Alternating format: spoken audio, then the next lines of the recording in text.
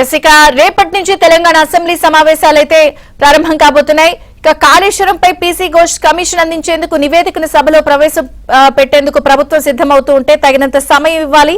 అలాగే ప్రెజెంటేషన్ కోసం బీఆర్ఎస్ కోరింది. అలాగే తెలంగాణకు సంబంధించిన బీజేపీ అధ్యక్షుడు రామచంద్రరావు ఇప్పటికే ఎమ్మెల్యేలతో భేటీ అయిన నేపథ్యంలో ప్రధానంగా ఎలా ఉండబోతోంది అసెంబ్లీ అనేది ఆసక్తికరంగా మారింది. కానీ చుట్టూతా అంతా కాళేశ్వరం కమిషన్ ఇచ్చిన నివేదిక నేపథ్యంలోనే ఈ అసెంబ్లీ సమావేశాలు వాడివేడిగా చర్చలు జరిగే అవకాశం ఉన్నట్టుగా కనిపిస్తున్న నేపథ్యంలో updates input editor Srihari news room నుంచి వివరాలు అందించడానికి సిద్ధంగా ఉన్నారు. Srihari, over to you. Vijayachandrika, తెలంగాణలో రేపు బిగ్ డే అని చెప్పొచ్చు. అసెంబ్లీ ప్రత్యేక సమావేశాలు జరగబోతున్నాయి. సో ప్రధానంగా చూసినప్పుడు ఇటీవల ఏదైతే ప్రభుత్వం నియమించినటువంటి పినాకిని ఘోష్ చంద్రఘోష్ సంబంధించినటువంటి కమిషన్ నివేదిక కూడా అందించింది. ఈ పీసీ ఘోష్ నివేదిక ఆధారంగా రేపు అసెంబ్లీలో ఏదైతే కాళేశ్వరం ప్రాజెక్టు సంబంధించినటువంటి వ్యవహారం పైన, ముఖ్యంగా బ్యారేజీల్లో నిర్మాణంలో చోటు చేసుకున్నటువంటి అవకతవకలు, మొత్తం ఓవరాల్గా ప్రాజెక్టు సంబంధించినటువంటి విషయం పైన అసెంబ్లీలో దీన్ని చర్చకు ప్రవేశపెట్టబోతున్నారు. దీంతో పాటుగా బీసీలకు 42% రిజర్వేషన్ అనే అంశం పైన దేశంలోని ఒక మోడల్గా తెలంగాణ ప్రభుత్వం దీనిపైన కసరత్తు చేసింది. ఇప్పటికే దీనిపైన ఒక నిర్ణయం తీసుకున్నారు. అయితే లోకల్ బాడీ ఎలక్షన్స్ నాటికి ఇది ప్రభుత్వ పరంగా అమలు చేసి ముందుకు వెళ్ళాలా, లేకపోతే పార్టీ పరంగా దీన్ని అమలు చేయాలా అనే విషయం పైన ఒక స్పష్టత రావాల్సినటువంటి అవసరం ఉంది. దీనిపైన అటు ప్రభుత్వ పరంగానూ ఒకవైపు చర్చ జరిగింది, ఇంకోవైపు పార్టీ పరంగా కూడా అంతర్గత సమావేశాల్లో దీనిపైన చర్చించారు. అయితే ప్రభుత్వం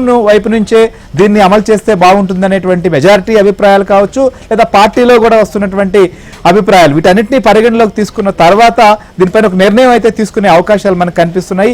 ఈ నేపథ్యంలో అసెంబ్లీ సమావేశాలకు సంబంధించి రేపు జరగబోతున్నాయి. ప్రస్తుతం తెలంగాణలో ఉన్నటువంటి ప్రధాన రాజకీయ పార్టీలన్నీ ఈ అసెంబ్లీ సమావేశాలకు సన్నిద్ధమవుతున్నాయి. ఎందుకంటే జస్టిస్ పీసీ ఘోష్ మొత్తం 700 పేజీలతో కూడుకున్న నివేదికను సిద్ధం చేశారు. దీనిపైన ఏదైతే 3 మెన్ కమిటీతో అధికారులతో 60 పేజీల నివేదిక రూపొందించారు. అయితే దీంట్లో మంత్రివర్గంలో కూడా చర్చించినటువంటి నేపథ్యంలో దీన్ని అసెంబ్లీలో ప్రవేశపెట్టిన తర్వాతే నెక్స్ట్ స్టెప్ ఏ రకంగా ఉండబోతోంది, ఏ విచారణకు ఆదేశించబోతున్నారు, లేకపోతే ఏం చర్యలు తీసుకుంటున్నారు అనేది కూడా మనకు తేలబోతోంది. ఇలాంటి నేపథ్యంలో దీనిపైన హైకోర్టుకు కూడా ఏదైతే బీఆర్ఎస్ పార్టీ వెళ్ళింది. సో ఇది ఏకపక్షంగా సాగింది అని చెప్పి, అయితే దీనిపైన చర్చించిన తర్వాత, వాదనలు జరిగిన తర్వాత సో ప్రభుత్వాన్ని చాలా స్పష్టంగా అడిగింది, అసెంబ్లీలో దీనికి చర్చకు పెట్టబోతున్నారా, లేకపోతే ఇంకేమైనా చర్యలకు ముందుకు వెళ్తారా అనేది. సో అసెంబ్లీలో చర్చిస్తామనేటువంటి విషయాన్ని స్పష్టం చేసిన నేపథ్యంలో ప్రభుత్వం కూడా దీన్ని ప్రభుత్వం అసెంబ్లీ సమావేశాలకు రేపు నిర్వహించబోతోంది. ఎన్ని రోజులు నిర్వహించబోతున్నారు అనేటువంటి అంశం పైన రేపు మనకు స్పష్టత వస్తుంది. మంత్రివర్గ సమావేశం కూడా జరపబోతున్నారు. ఈ నేపథ్యంలో ఒకవైపు భారతీయ జనతా పార్టీ అధ్యక్షుడు రామచంద్రరావు పార్టీ శాసనసభ్యులతో కూడా భేటీ అయ్యారు. ఇంకోవైపు కేసీఆర్ ఉంటున్నటువంటి ఫామ్ హౌస్ కు బీఆర్ఎస్ పార్టీ సంబంధించినటువంటి ముఖ్య నాయకులు కూడా వెళ్లారు.